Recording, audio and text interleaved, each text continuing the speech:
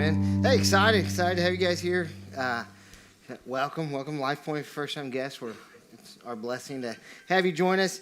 Hey, we're in this series called Desires, looking at the heart. We talked about just safeguarding our hearts. We've talked about when it's hard, when you're kind of in this drought season, to keep pressing on. And so we're going to dive into this some more, talking about just loving Jesus. And this week I had the opportunity to go up, well, I guess technically if you consider Sunday the first day of the week, I don't know where you land on this, but last week I had the opportunity to go up to Hannibal, Missouri, and preach at Hannibal LaGrange. And I was preparing the sermon for them, and it was just really about, do you love Jesus? And it's different text in this. And so I get there, and there's a couple hundred college kids, and I'm giving my introduction. And for my introduction, I was trying to set the scene that there's been times in Travis's life that there's been two Travises.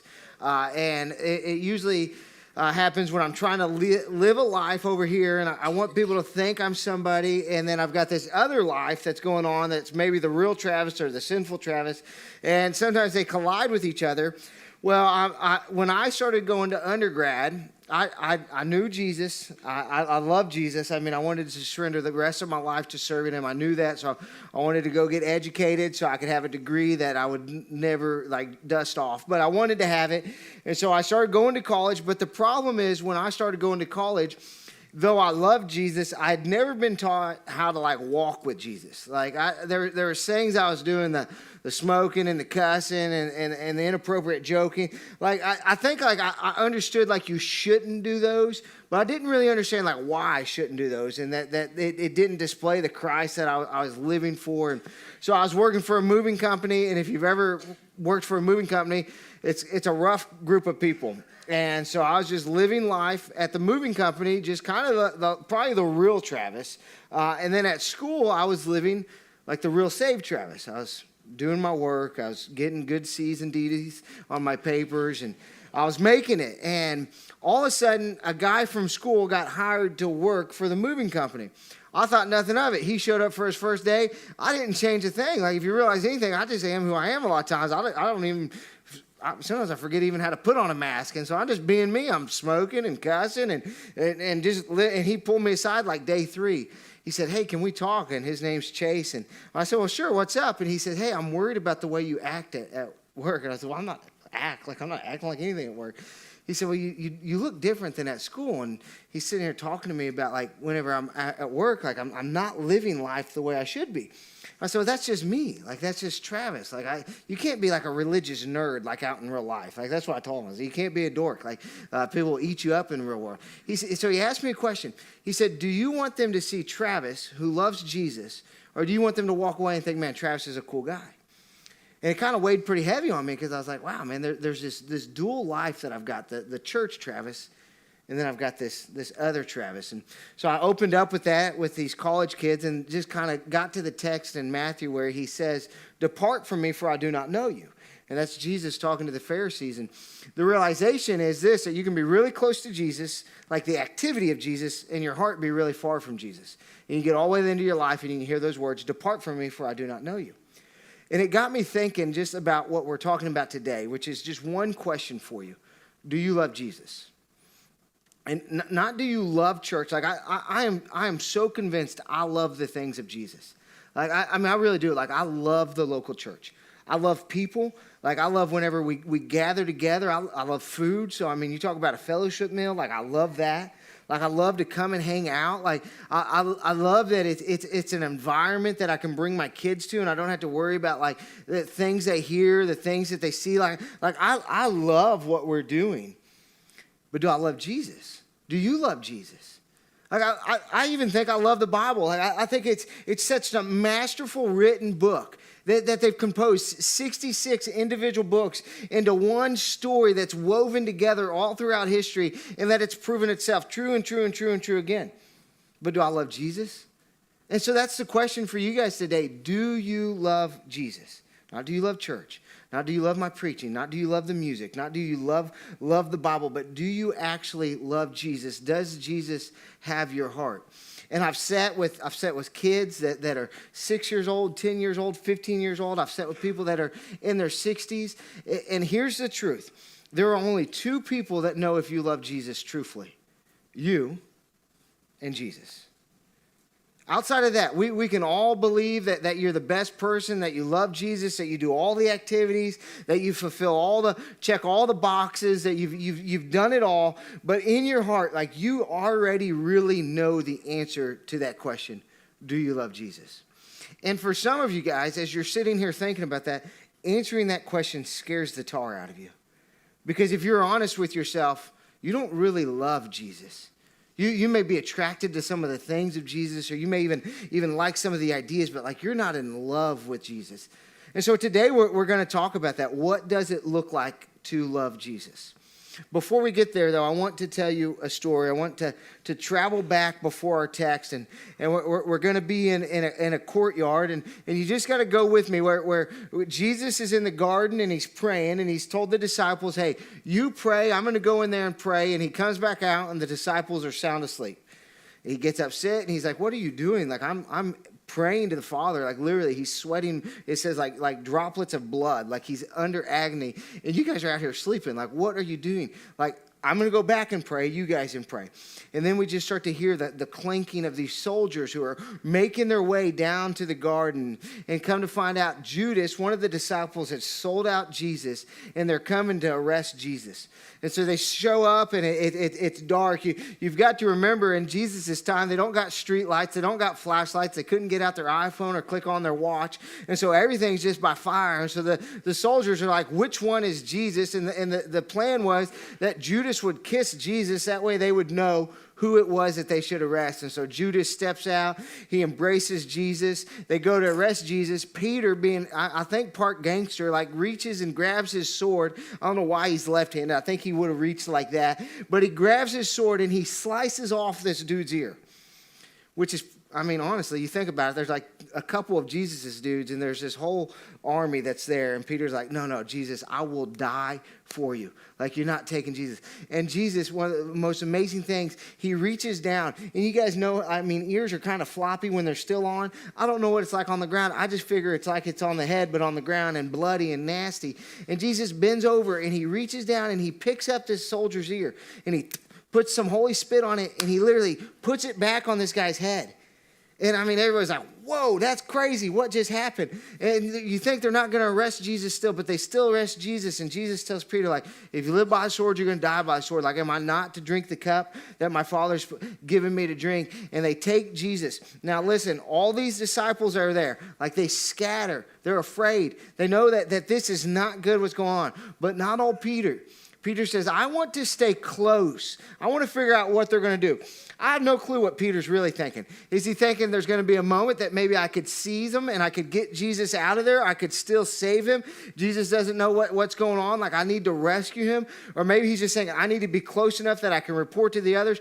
Whatever's going on, Peter says, I'm going to stay close enough that I can see what's going on, but far enough away that they won't know that I'm with Jesus, because he don't want to get arrested.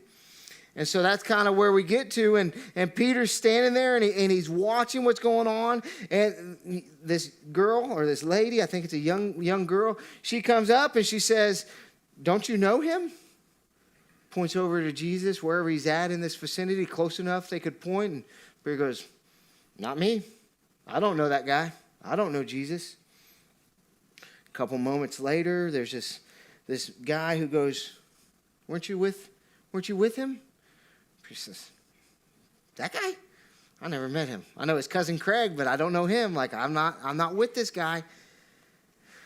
About an hour later, one of the guys goes, you're that Galilean. Like, you were with him. And I think that's the part in the story where this is like actually the relative of the guy who got his ear cut off.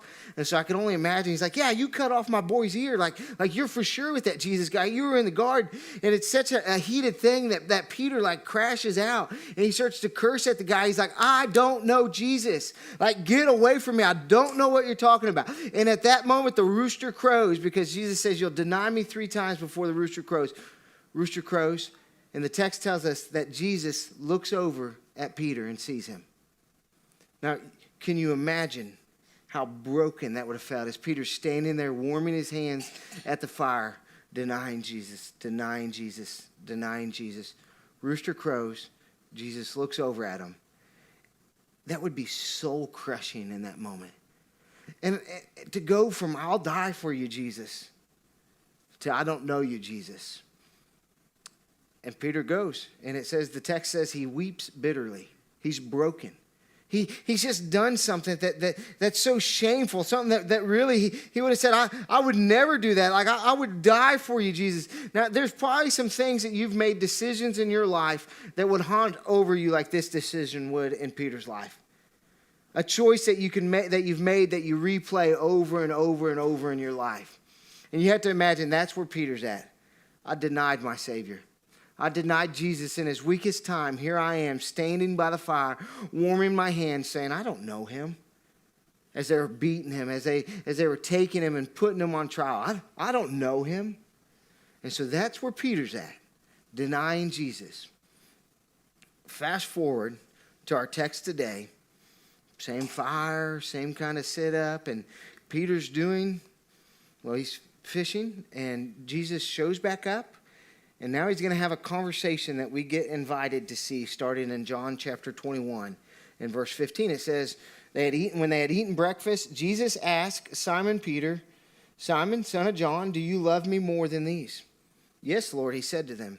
You know that I love you. Jesus said, feed my lamb. The second time he asked him, Simon, son of John, do you love me? Yes, Lord, he said to him. You know that I love you. Shepherd my sheep, he told him. He asked him the third time, Simon, son of John, do you love me? Peter was grieved that he asked him the third time, do you love me? He said, Lord, you know everything. You know that I love you. Feed my sheep, Jesus said. Truly, I tell you, when you were younger, you would tie your belt and walk wherever you wanted. But when you grow old, you'll stretch out your hands and someone else will tie and carry you where you don't want to go. He said this to indicate the kind of death Peter would glorify God. After saying this, he told him, follow me. Here we are. 3 times Peter denied Jesus. 3 times Jesus asked him, do you love me? Every question bringing Peter back to that moment that he denied Jesus. That moment that he said, I do not know him. Jesus asked him, do you love me? This isn't random timing. This isn't Jesus not hearing correctly, needing further clarification. This is an intentional discussion that Jesus is having with Peter for a very intentional purpose. This is because he wants to restore Peter so that he can use him in a mighty way. But he's got to deal with some things first. I want you to know that if you love Jesus, you do receive his restoration. If you love Jesus, you allow Jesus to restore you. Notice this. Notice he doesn't call him Peter. I've been referring to him as Peter. That's his God-given, or that's the name that he gets after he trusts Jesus. I'll call you Peter, that I'll build my rock upon. But when Jesus talks to him, he says, Simon, son of John. He refers to him as his pre-Jesus name. He goes all the way back to before Jesus, before he knew Jesus. Simon, son of John, do you love me? Simon, son of John, do you love me? Drawing him all the way back to before Jesus. This is who you were. You were Simon, son of John. Now he was Peter in the story, but Jesus says Simon, son of John. Notice that. Notice also this, that this doesn't, we didn't get into that a lot, but this isn't like a private conversation that's taking place. There's a group of people that are around right now that are hearing this take place, which asks the question, why? Well, one, because when Peter denied him, he did it publicly. There were people around, people asking questions. And Peter's like, no, I don't know you. And Jesus is seeking to do something. He's seeking to take Peter from a place where he's at, that Jesus can no longer use me, that there's nothing that I can do, that I'm so ashamed of what I've done, that I can't turn this back. And he's wanting him to know, hey, Simon, son of John, do you love me? I can do something with you. Simon, son of John, do you love me? But Peter's deepest fear is I'm disqualified. Jesus can't use me. I denied him. And listen, if I'm honest with you, man, there's been things in my life that I'm like, Jesus can't use me no more. I've done this. I've done that. But when we look at the picture, the story of Peter, we see not a guy that's disqualified. We see a guy that Jesus says, let me restore you. Let me take you from this broken area that you are, and let me give you more than you could imagine. But I'm like you, there's things I want to keep concealed. I don't want people to know. Proverbs says it like this: whoever conceals his transgressions will not prosper, but he who confesses and forsakes them obtains mercy. He wants Peter to be able at a place that he's able to walk in the fullness of who he's called him. He wants to restore him, to use him. Now, the good thing is this, that when it comes to Jesus, when he forgives, the Bible teaches us that he casts our sin as far as the east is from the west, which is an amazing thing. I honestly, I don't know personally how to do that. I don't know how to forgive someone and not remember what happened. Now I try hard to when I forgive, not to hold it against them, not to bring it up. But truthfully, any time that I've ever been hurt, like I remember it. Listen, I remember if I've got to go around somebody and they're in the fast lane and I got to go around them in the slow lane. And then if they decide they want to go fast again, I don't get over for them. I want them to know what it's like to have to pass someone on the wrong side. I'll just remember their license plate. It could be 6 months later. I'm not talking immediate. I got a whole journal of license plates. No, that's a joke. I'm talking about it in the media.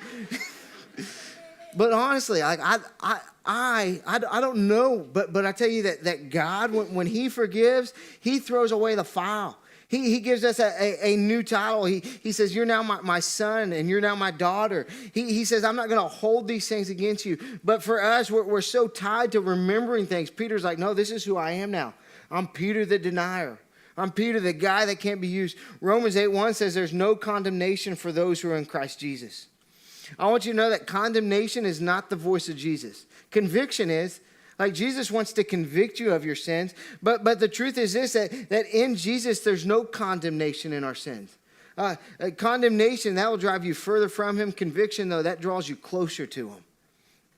And so what really is going on here is Jesus is trying to do like a spiritual, physical therapy with Peter. And what I mean by that is if you've ever had surgery on something and they've given you physical therapy, I've never had to do it, but from every story I've ever heard, it's not fun. You go in and they make you start to move whatever they've operated on. And the first time you're like, it was the most painful thing ever. The second time you're like, it was still the most painful thing. Well, after like week 3 and 4, all of a sudden you're starting to get more mobility back and they're starting to restore the mobility that you once had. And the hope is that you would have more strength and more mobility and whatever was broken is fixed. But it's a hard journey to get there. That's what Jesus is doing with Peter. He says, let me cut open this denial wound that you have. Let me deal with it. Let me draw you right back to the place, ask you 3 times so that you'll remember 3 times you denied me. Let me ask you this question. It's so crazy. There was a fire when he was denying him. There's a fire here on the beach scene. Like he is bringing him back to the place to say, hey, let's deal with what happened. Let me restore you, Peter, so that I can use you. And some of you guys are forgiven, but you're still ashamed. Some of you guys have been forgiven, but you're still trying to make payments of it. And the truth is this, you're punishing yourself and you call it humility. You're like, no, I just know who I am. I want you to know shame is different than humility. Shame is when you seek to say, like, I'm the judge. I'll decide when I've paid enough of a price that I can move forward with this. I'll decide whenever I'm allowed to serve God again or I'm allowed to be used by him again. That's what shame says. But humility just says, like, listen, I know I'm bad. Like, I know that I have a sin problem. I know that it's only the grace and mercy of God that I stand here today. Shame says I could never be used. Humility says I know that I'm only being used because he's a good God. So we don't have to rehearse our regrets. Like Jesus did not save us so we'd sit here and rehearse the things that we regret. He saved us so that we could walk in the restoration, that we could walk with him and be used by him. So the question he asked Peter is, do you love me?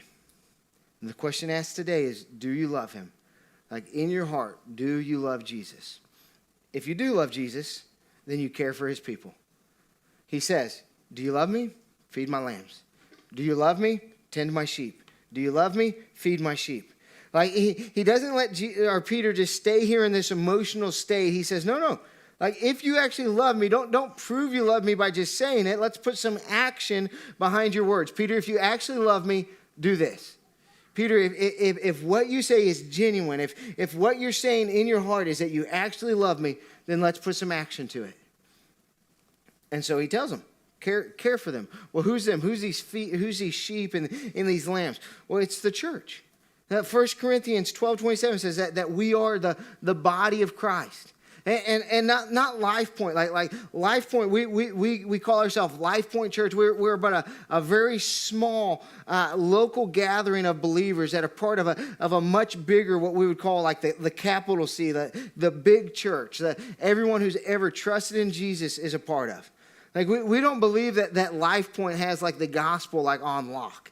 Now, we believe there's some people that call themselves churches that are cults, and we should stay away from them, and we should pray that they close. But there's a lot of people, a lot of organizations that are called churches that are part of the big church. And so he says, take care of the church.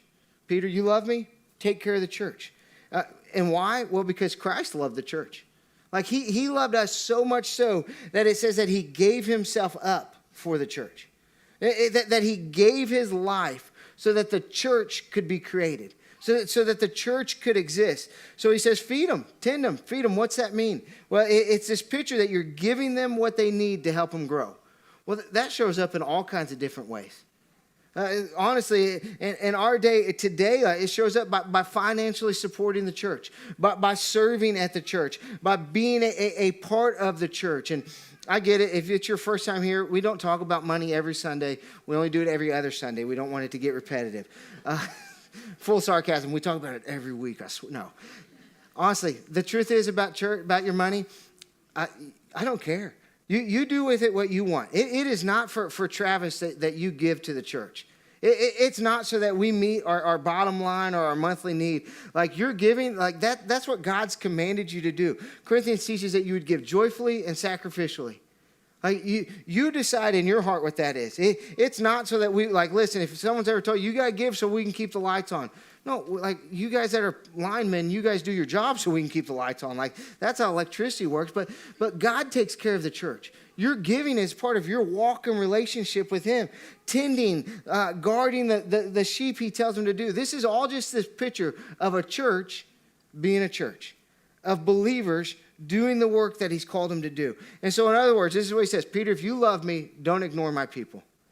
Peter, if you really love me, don't ignore the church. Well, Peter's out there doing what Peter was doing before he was saved. And Jesus is saying to him, no, you go serve, Peter. Don't hide out here in the fishing boat. You go and do what I've called you to do. We talk about that church isn't a restaurant. Like it's a family. Like in a restaurant, you go, you sit down, you get served, you leave your Google review when you leave. And if you felt like the waitress or waiter did a good job, you leave a tip. But in a family, like everybody's part of the system. Everybody helps out when it's needed. Everybody gives what they can. And truthfully, you don't quit your family when it gets messy. Can you imagine that if like we just quit our family when it got messy? I mean, like we'd have 6-year-olds who are like, deuces, I'm out. Like, you didn't let me have ice cream for dinner. This sucks. Like, it'd be crazy. But family is this picture of through the ups and the downs. Like whenever we agree, when we don't agree, like we come together and we say, man, we're a family. We're going to press on, even if it's hard, even if it's messy. That's the picture of a church. And then Jesus introduces that the church is his bride. And you think about this. If Peter's saying, Jesus, I love you, but he's not going to go and serve the church. That's like him telling Jesus, like, I love you, but I don't like your bride.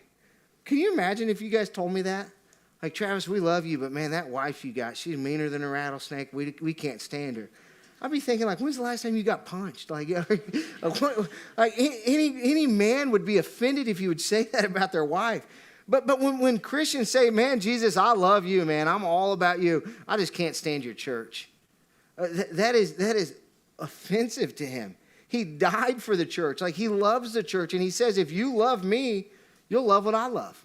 If you love me, you'll care for it. So Peter, don't sit there and give me your words. Don't sit there and say, yeah, I love you. No, go and do this. And the same thing is true for us. If we love him, then we'll take care of his sheep. If we love him, we'll serve the church. If we love him, we'll be the hands and feet. And so he doesn't say, or you don't show up and say this, what can I get out of church? And listen, I know there's seasons in life, like we just need to come in and we just really need someone to take care of us. We just really need someone to walk alongside of us and link arms and say, man, this is a hard season. Like, I'm not talking to you. Like, I'm talking to those of us who show up every week. We're at a place where we could serve. We could show up and be hands and feet. Like, we have to show up to church and say, not what can I get? What can I give? Who can I serve? Who can I encourage? Who can I check on? And truthfully, it's not just on Sundays, but the church family looks like that every single day of the week. That we should know people by names, that we should check on them, that we should communicate outside of our circles, because truthfully, if we're family, that's what it looks like. And so he tells Peter, you love me? Feed my sheep. The last point is this: if you love Jesus, you surrender your future. He says, truly I tell you, when you were younger, talking to Peter, you would tie your belt, you'd walk wherever you wanted. But when you grow old, you'll stretch out your hands and someone else will tie you and carry you where you do not want to go. And he says this to indicate the kind of death he's going to die. He tells Peter, man, you used to do what you wanted to do, but now you're going to follow me. And truthfully, he's telling Peter, like, you're going to die a death that you don't want to die for me. And so not just does he claim Peter's past, like, that's the best part of the story. Like, Jesus died for your sins, that all the sins you've ever committed, that Jesus Christ stood in your place and died a death you deserve so you could live a life that you shouldn't be able to live. And we're like, man, I love that part of Jesus. But then there's this part, that not just does he redeem your past, he wants your future. And so he tells him, he says, you surrender to me your future. Peter, you did what you wanted. Now you're going to do what I want you to do. Now instead of running, Peter, you're going to stand. Now instead of trying to find your way out of it, you're going to eventually die a death for me. And I want you to know, like, following Jesus should cost you something. And honestly, it's different for each one of us. But we can't get texts like Luke 9:23, take up your cross daily. Like, that's not talking about fancy jewelry that you would every morning get up and get your cross necklace on and say, I got my cross today. Like, it's talking about self-denial every day, that you would pick up your relationship with Christ and say, this is what I'm going to choose today. Verses like Romans 12:1, present your bodies as a living sacrifice. You know what's hard about giving something as a living sacrifice? It's still alive. It moves. And so you got to keep dragging something that's alive back to the altar. Because if it's dead, it just lay there. But it says like a living sacrifice. It's this picture that daily you're going to have to drag yourself before the Father and say, here I am today. Here I am to serve you. Here's my life as a sacrifice to you. Matthew 16:25, whoever wants to save his life will lose it. Whoever loses his life because of me will find it. We did a youth camp when I was in youth that was the theme verse, and everyone wore shirts that said losers. And it's like, we're losers for Jesus. And I thought, like, as an adult, like, how nerdy was that? Like, but it was cool then. Like, now it's like, we're like, loser. It's like, yeah, I'm a loser because I go to bed at 9 now. Like, I understand. But when I was a teenager, it's like, yeah, I'm a loser. And we'll be like, loser. And we'll be like, yeah, for Jesus, you idiot. How do you feel now? Anyways, it's this thing that what you're trying to protect is ultimately going to cost you everything. Following Jesus should cost you something. And sometimes he completely reroutes our lives. In first service, a young girl comes named Trista. I said that, and she chuckled out loud because she moved here to go to college, and she was planning on getting a degree and leaving. And now she's got an apartment here, and she's a school teacher because God said, this is where I want you to be. Sometimes he says, this is what you're going to do. He doesn't ask for our opinion. He doesn't consult us. It's literally like this. It's like giving Jesus a blank check. You pay to the order of Jesus, you sign it, and you say, Jesus, whatever you want to do with my life, you can do. For some of us, cutting a blank check, we're like, that's fine. If it's over $50, like, they're not going to cash it either way. And some of us are like, there's no way I'd ever cut a blank check. Like, I would be in so much trouble. When it comes to our spiritual walk, when we say, Jesus, here's my heart, that's what we're saying.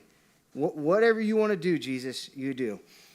And he gets to fill out the amount. He gets to say what it looks like in your life. Not us, but him. You just sign it. You say, Jesus, here it is. And he says, this is what I want you to do. Now, if we're honest, some of us love Jesus. We just don't want him to touch some areas of our life. Like, we love Jesus, but don't mess with my calendar. Jesus, you can have Sunday morning at 9:30 if I go to bed at a good time, and 11 o'clock if I'm tired. Like, you can have that hour of my life, and I'll give you 1 hour a week for life group. But Jesus, don't touch my Monday nights. I like football then. Don't touch my Thursday nights. I like to go and play poker with the boys. And please do not touch my Friday nights. And we tell Jesus this stuff like, I love you. You just can't have these areas of my life, Jesus. I love you, Jesus, but you cannot have my money. I worked way too hard for it. I show up 40, 50, 60 hours a week. Jesus, I love you. Here's my whole calendar, but do not touch my pocketbook. Jesus, I love you, but you cannot have my relationship. I love that person. We've been dating for 6 months. We're going to get married. You do not touch that, Jesus. I love you, Jesus, but you cannot have that relationship. Jesus, I love you, but you cannot have my habits. I like my tobacco. I like my marijuana. I like my pornography. I like this stuff. And you tell Jesus, you do not touch my habits. I will not refine my language for you, Jesus. Yes, I love you, but don't touch that area. Jesus, I love you, but please don't touch my savings account.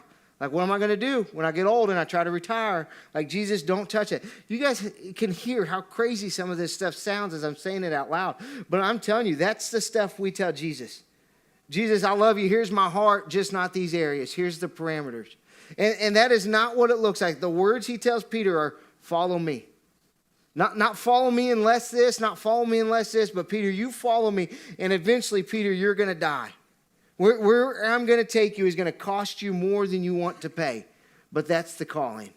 And Peter says, all right, let's go. And so he tells Peter, I'm not just restoring you so you can feel better, Peter. I'm restoring you so that I can use you. And I want you guys to know that, like following Jesus was not so that we would live here on earth and say, man, I feel better about my sin life. I feel better today. Jesus saved you on the cross so that he could use you for his glory. Not so that we would just feel good. And so it's, yes, Lord, you know I love you. Now he says, now, then follow me. And you want to know why all this works? Like Peter failed, but you know who didn't fail? Jesus didn't fail. Like Peter denied Jesus, but Jesus did not deny Peter on the cross. He went to the cross fully. Isaiah 53:5 says he was pierced for our transgressions. 2 Corinthians says he was made sin who knew no sin. Like it's this picture that Jesus was the sacrifice, the substitution for you and me, so that you and I could then live our life in such a way that we say, here's my heart, Jesus, do with it what you want. John 19:30, he says these words. He says, it's finished. Not I tried, not I made it possible. He says finished, which means paid in full. And I want you to know that he did it all while you and I were sinners. That's what Romans 5:8 teaches. While we were sinners, Christ died for us. And listen, if your sin and my sin just started to play on the back screens, like we would all run out of here as fast as we could. We'd be like, I don't want them to know I had that thought. I don't want them to know that I did that action. I don't want them to know that part of me. I want you guys to know Jesus knows every single part of who you are, from the very, very worst of your days to the very best of your days. And he said, while you were at your worst, while you were at the very lowest, I hung on the cross and died a death for you. And so it's not this clean up your heart, not make sure there's enough money in the bank account before you cut the check. It's just cut the check, here it is, and its messiness, or for some of us, here it is, and its negativeness. Jesus, it's yours. You take it and do with what you want. And so Jesus says to Peter, you're not a failure. Your failure there in the garden, your failure there to that young, like that's not final. Jesus says, I want to do more with you, but do you love me? Because if you don't love me, none of it matters. I can do nothing with you, Peter, if you don't love me. Do you really love me? I started this sermon talking about I went to this college and I preached this sermon. And in my introduction, I started with what I told you. And I was trying to tell the students like who I was. And I told them when I was 19 years old, I was a convicted felon. I was sentenced to 14 years in prison. And I'm telling them all this, not thinking anything of it. Like I was just literally, that was the true facts of who Travis was. And I go to lunch with the facility and the president after I finished preaching, and they're sitting there talking, and the guy looks at me and he goes, I graduated here in 97. I've been on staff since about 99. He said, I don't think we've ever had a convicted felon deliver a chapel message. And I was like, I don't know if that's a compliment or not. Like I have no clue what to do with that right now. So I'm just like listening. And they're talking about it. And I said, well, who's got their masters here? Because they were asking me all these questions. I had to get out from under the gun. And literally everyone but the secretary and the guy's wife, like, I got my master's. And it, like, for a second, like, blew my mind. that Travis was literally, I could take you to the courtroom. It's still standing. I've been in front of the judge again to get released off my probation expunged. Like, I could take you to the place where I heard the words, Travis, I sentence you to 14 years in the Department of Corrections to be served out, and goes through this long spill. And I'm sitting there now having lunch with the president of a very well-known college, with staff of this college. And I'm like, how in the world could it do it? Do you love me, Jesus says. I'll take you from your brokenness, and I'll do more with you than you could ever do with yourself, but you've got to love me first. And that's what he tells Peter. Do you love me? If you love me, do this. And so my question for you guys today is, do you love him? And for some of you guys, you love him, but you're hiding behind failures. You're walking with the guilt and the shame of that, and you just need to allow him to restore you and to use you. I'll invite the praise team up here. Some of you guys are here and you love him, but you need to feed his sheep. You need to tend to the lambs. You need to plug in. And some of you guys are here, and the honest answer to that question is just no. I don't love him. I want to love him. I don't know how. I don't know how to fix myself. I tell you, you don't have to fix yourself. Revelation says, I stand at the door and knock. Whoever opens it, I'll come in and eat with. Like, he's done the work. He's paid the price. You just have to say, yes, I love you. Here's my heart. And so every week I do the same thing. I'll come stand right here, the front row. I sing right to them. It's a very unenjoyable time for them. It's great for me. And the invitation is the same. If you want to talk about Jesus, I'd love to talk to you about Jesus. If you want to know what it looks like to step into a relationship with Jesus, I would love to talk to you. And honestly, I know how it is. I've sat in the same seat you are. Sometimes we hang on. At the end of this service, there'll be a QR code you can scan to connect. I'll talk to you Monday, Tuesday, Wednesday, Thursday, Friday, Saturday, Sunday. Any day you want to talk about Jesus, I'll meet with you and talk to you. But the question remains, do you love him? Heavenly Father,